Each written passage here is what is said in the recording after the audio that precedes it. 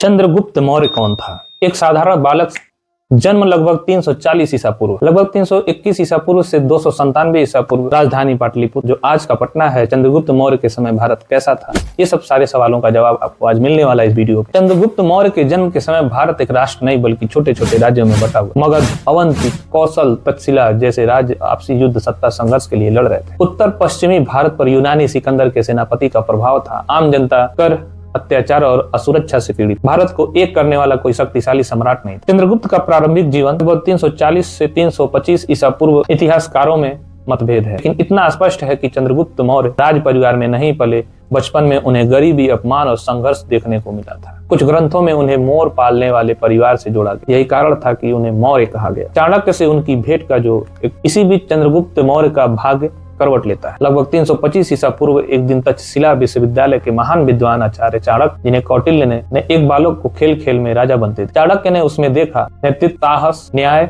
और न्याय करने की भावना। यहीं से शुरू हुआ भारत का सबसे महान राजनीतिक गठबंधन। चाणक्य, चंद्रगुप्त ने मिल करके मौर्य साम्राज्य की स्थापना और नंद वंश का पतन किया। लगभग 322 से 321 ईसा पूर्व उस समय मगध पर शासन था नंद वंश। धनानंद नंद वंश का था। अत्यधिक कर लेता था, जनता से दूरी रखती थी, सेना में अनुशासन की कमी।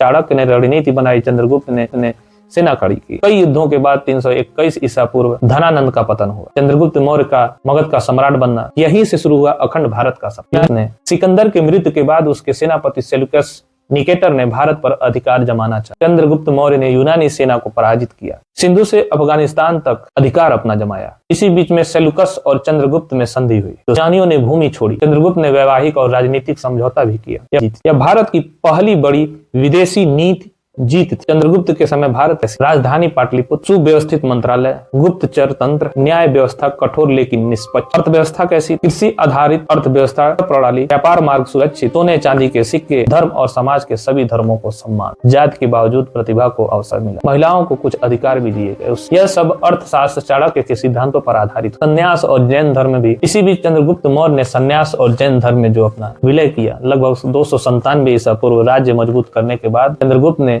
राजगद्दी अपने पुत्र बिंदुसार को सौंप और अपने खुद स्वयं जैन धर्म आचार्य भद्रबाहु के साथ दक्षिण भारत गए। 297 ईसा पूर्व सरवड़बेला गोला कर्नाटक में सल्लेखना द्वारा देह त्यागा। चंद्रगुप्त मौर्य का महत्व यहाँ से समझ में आता है कि भारत का पहला अखंड सम्राट, विदेशी शासन को जड़ से उखाड़ा, प्रशासन, सेना, अर्थव्यवस्था की नींव रखी, अशोक जैसे महान शासक का मार्ग प्रशस्त किया। अगर राम भारत की आत्मा है तो चंद्रगुप्त मौर्य भारत की रीढ़ है। धन्यवाद। अगर ऐसी वीडियो आपको पसंद है तो कमेंट में एक प्यारा सा हमको कोई संदेश लिख सकते हैं। और हमारे चैनल पे अगर आप नए हैं तो चैनल को सब्सक्राइब करके बेल आइकन का घंटी जरूर दबा दीजिएगा, ताकि ऐसी वीडियो आपको जैसे ही हम अपलोड करें आपके पास तुरंत पहुंचे। अगर आप हमारे चैनल पे नए हैं तो चैनल को सब्सक्राइब करके बेल आइकन का घंटी जरूर दबा दीजिएगा। उससे ये होगा कि जो भी वीडियो हमारे द्वारा अपलोड की जाएगी आपके बीच तुरंत आपको देखने को। आगे फिर मिलते हैं एक नए वीडियो के साथ, एक नई स्टोरी के साथ, एक नए प्रेरणादायक कहानी के साथ। तब तक के लिए धन्यवाद। जय श्री राम, नमस्कार।